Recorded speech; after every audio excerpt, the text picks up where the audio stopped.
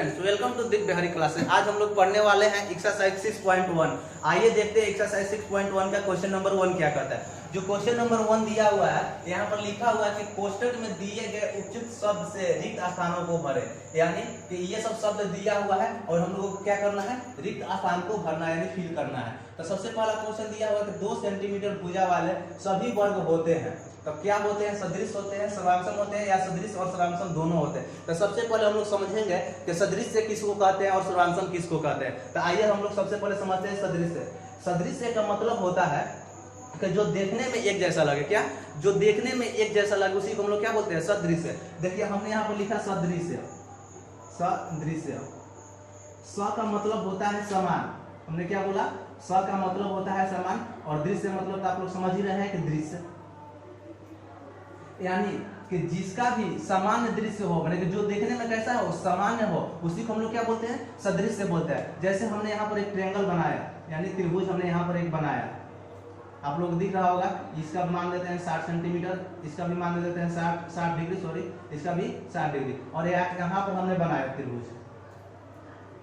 ये सब भी 60 डिग्री का। कितना डिग्री का? ये सब भी 60 डिग्री का है। अब देखिए इसका ये मान लेते हैं कि ये 5 सेंटीमीटर का है ये सब, और इसको मान लेते हैं 7 सेंटीमीटर ये सब है। अब यहाँ से आप लोग देखिए इसका साइज छोटा है। ये कितना सेंटीमीटर का है? ये 5 सेंटीमीटर का है। और ये कितना सेंटीमीटर का है? ये 7 सेंटीमीटर भुजा वाला त्रिभुज है। लेकिन दोनों देखने में कैसे लग रहे हैं, बिल्कुल एक जैसा लग रहा है। यानी कि दोनों देखने में कैसा लग रहा है, समान लग रहा है कि ये भी त्रिभुज है और ये भी त्रिभुज है। तो इसी को हम लोग क्या बोलते हैं, सदृश से बोलते हैं। यानी कि जो बिल्कुल देखने में कैसे लगे, एक जैसा लगे। या हमने एक यहाँ पर वृत्त बनाया, यहाँ पर हमने एक वृत्त बनाया। अब ये देखिए इसका भी साइज बड़ा या छोटा हो सकता है, लेकिन दोनों देखने में कैसा लग रहा है, दोनों एक जैसा लग रहा है। दोनों बिल्कुल कैसा दिख रहा है, राउंड दिख रहा है। दोनों ही कैसा है, बिल्कुल गोल दिख रहा है। इसको हम लोग क्या बोलेंगे, सदृश से बोलेंगे, यानी कि एक जैसा दिख रहा है। कुछ भी हम लोग फिगर ले सकते हैं। जैसे हमने एक यहाँ पर वर्ग लिया और एक यहाँ पर वर्ग लिया, ये दोनों क्या है, हमने दोनों वर्ग बनाया। तो दोनों देखने में कैसा लग रहा है, एक जैसा लग रहा है। तो इसका मतलब ये क्या हुआ, सदृश हुआ।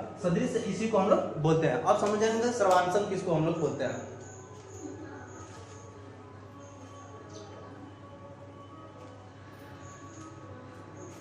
सर्वांशम का मतलब होता है, हमने यहाँ पर लिखा सर्वांशम।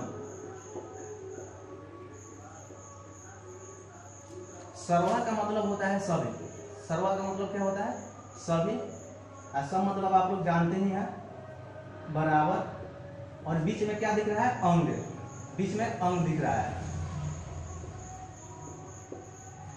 सर्वांशम का मतलब क्या हुआ कि जिसका सभी अंग बराबर हो, इसमें बड़ा या छोटा नहीं होना चाहिए। सर्वांशम क्या होना चाहिए, सर्वा का मतलब होता है सभी, और अंग का मतलब होता है, आप लोग समझ ही रहे हैं, अंग। और सब मतलब क्या होता है, बराबर। यानी वैसा फिगर, वैसा बहुभुज जिसका क्या सभी अंग क्या हो, बराबर हो, उसी को हम लोग क्या बोलते हैं, सर्वांशम बोलते हैं। जैसे हमने यहाँ पर एक वृत्त बनाया, क्या बनाया, वृत्त। इसका रेडियस हमने माना कि ये 4 सेंटीमीटर का है। एक और वृत्त यहाँ पर बनाया, इसका भी रेडियस हमने मान लिया कितना सेंटीमीटर, 4 सेंटीमीटर। अब यहाँ से देखिए इसका भी 4 सेंटीमीटर रेडियस और इसका भी 4 सेंटीमीटर रेडियस। इसका मतलब क्या हुआ कि दोनों एक दूसरे के क्या है, बिल्कुल बराबर। यानी कि इसका सभी अंग क्या होगा, बराबर होगा। अगर इसको उठा के इस पर रख दे तो नीचे वाला शायद नहीं दिखेगा। क्यों? क्योंकि दोनों का साइज क्या है, एक ही है। एक दोनों का अंग क्या है, बिल्कुल ही बराबर है। यानी कि जो बिल्कुल ही बराबर, उसी को हम लोग क्या बोलते हैं, सर्वांशम बोलते हैं। जैसे कि हमने यहाँ पर त्रिभुज बनाया, और इस त्रिभुज को मान लेते हैं कि ये 3 सेंटीमीटर, ये 3 सेंटीमीटर, ये 3 सेंटीमीटर। और एक यहाँ पर भी त्रिभुज बनाया, इसको भी मान लेते हैं ये 3, ये 3, ये 3। ये दोनों क्या हो जाएंगे,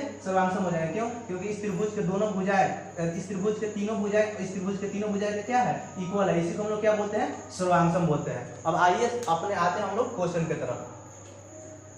क्वेश्चन में दिया हुआ है क्या, सबसे पहला क्वेश्चन में दिया हुआ है, बोल रहा है कि 2 सेंटीमीटर भुजा वाले सभी वर्ग होते हैं। अब 2 सेंटीमीटर भुजा वाले सभी वर्ग होते हैं, इसका मतलब क्या हुआ, 2 सेंटीमीटर वाला एक वर्ग है, 2 सेंटीमीटर वाला एक वर्ग है। अब यहाँ से देखिए इसका मान लेते हैं ये 2 सेंटीमीटर है और 2 सेंटीमीटर, बोला कि 2 सेंटीमीटर वाला सभी वर्ग। तब 2 सेंटीमीटर वाला यहाँ से देखिए 2 सेंटीमीटर लेते वर्ग बना दिए, जितना मन है उतना आप लोग बनाइए। तो 2 सेंटीमीटर वाला सभी वर्ग क्या हो जाएंगे, बिल्कुल सर्वांशम हो जाएंगे। सर्वांशम का मतलब क्या, इसका भी जितना अंग होगा उतना ही इसका भी अंग होगा, और जितना इसका सेंटीमीटर है उतना ही इसका सेंटीमीटर। माफ है कि नहीं है, यानी इसका भी 2 सेंटीमीटर है और इसका भी 2 सेंटीमीटर है, यानी दोनों के दोनों बराबर हुए। और ये दोनों देखने में बिल्कुल कैसा लग रहा है, एक जैसा लग रहा है कि नहीं लग रहा है। तो यानी इसका मतलब क्या हुआ कि ये सर्वांशम भी है और समरूप भी है। हम लोगों का आंसर क्या हो जाएगा, इसका सदृश और सर्वांग यानी कि दोनों, ये वाला आपका आंसर हो जाएगा।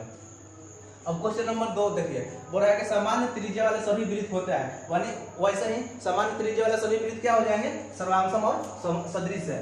सर्वांगसम क्या हो जाएंगे, सदृश। इसका भी आंसर कौन सा हो जाएगा, सर्वांगसम और सदृश है। क्यों, क्योंकि देखिए सामान्य त्रिज्या वाला सभी वृत्त, तो ऐसे एक हमने बनाया, इसका भी रेडियस 2 सेंटीमीटर मान लिया और इसका भी रेडियस कितना मान लिया, 2 सेंटीमीटर मान लिया। अब यहाँ से देखिए, इसको अगर इस पर उठा कर रख देंगे तो क्या हो जाएगा, बिल्कुल नीचे वाला ढक जाएगा। जब बिल्कुल नीचे वाला ढक जाएगा, इसका मतलब क्या हुआ कि जितना इसका परिधि होगा उतना ही इसका परिधि होगा, जितना इसका रेडियस दिया होगा उसका भी इतना ही रेडियस होगा, यानी जिसका इतना क्षेत्रफल होगा। और मान लेते हैं कि इसका क्षेत्रफल 10 सेंटीमीटर है, 10 सेंटीमीटर स्क्वायर आएगा, इसका भी क्षेत्रफल कितना आएगा, 10 सेंटीमीटर ही स्क्वायर आएगा। ऐसे इसका 10 सेंटीमीटर स्क्वायर नहीं क्षेत्रफल आएगा, हमने मान लिया ऐसा ही। इसका भी आंसर क्या हो जाएगा, सदृश और सर्वांगसम दोनों हो जाएगा।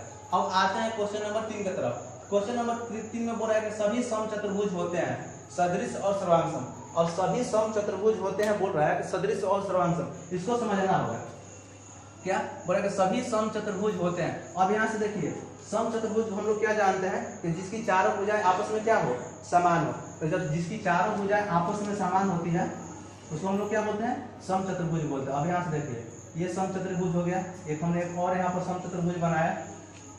तो ये दो कितना भी हम लोग समचतुर्भुज बना देंगे तो देखने में कैसा लगेगा, बिल्कुल एक ही जैसा लगेगा। इसका मतलब क्या होगा कि जितने भी समचतुर्भुज होते हैं वो क्या होते हैं, सदृश होते हैं। इसका आंसर क्या हो जाएगा, सदृश।